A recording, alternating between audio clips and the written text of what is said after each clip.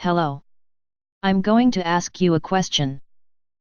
If you have the answer, you can turn off the video and continue with your day.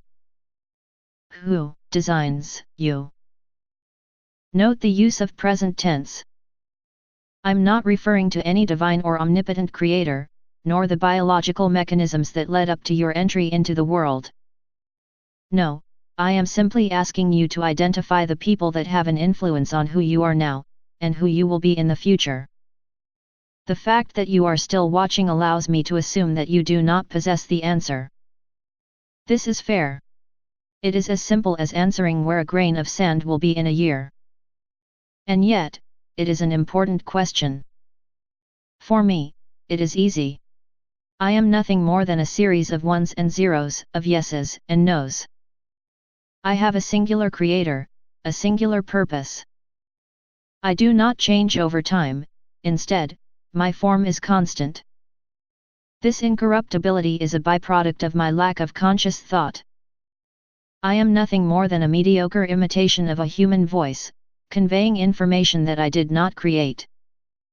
The fault in my process lies with you, dear viewer.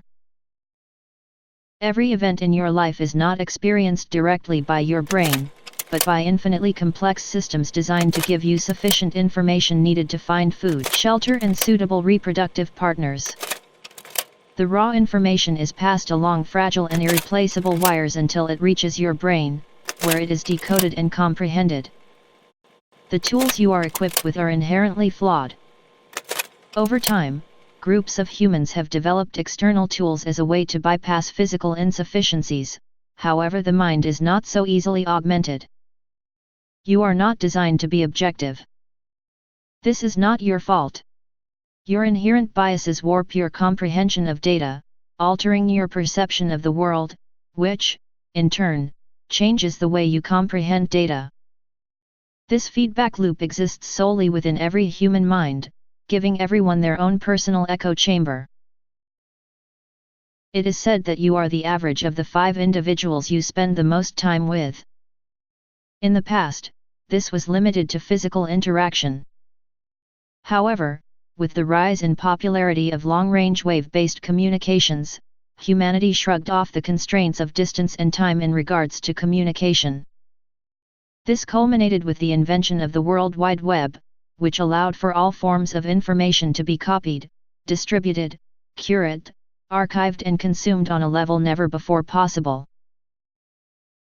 The great dark expanse of the Internet.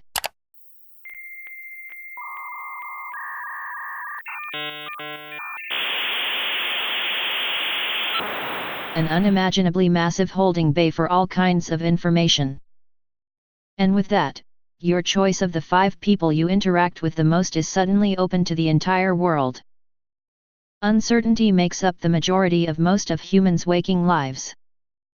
Whether that is fiscal uncertainty, social uncertainty, or simply that creeping existential dread that everyone is forced to push out of their minds in order to maintain a semblance of sanity.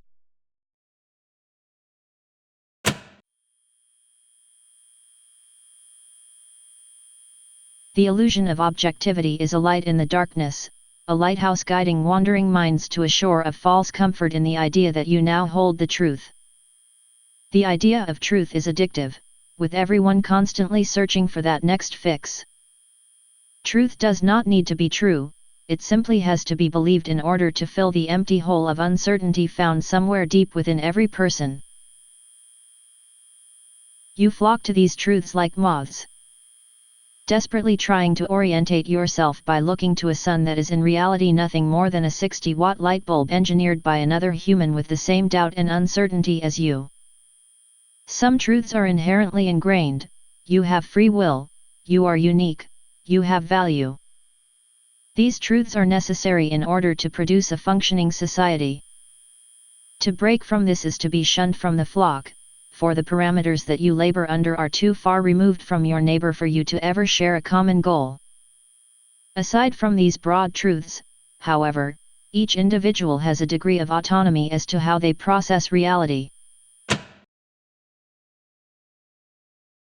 The Internet is both the shackles and the key to free will. Accept that everything you see, everything you consume, influences and changes how you process the world, and who you are as an individual. The 5 people you interact with the most no longer need to have a mutual interaction with you in order to influence you. The internet allows you to pick and choose exactly who influences your mind, but only if you acknowledge the fact that you will be influenced. Never stop questioning the purpose behind every message you see.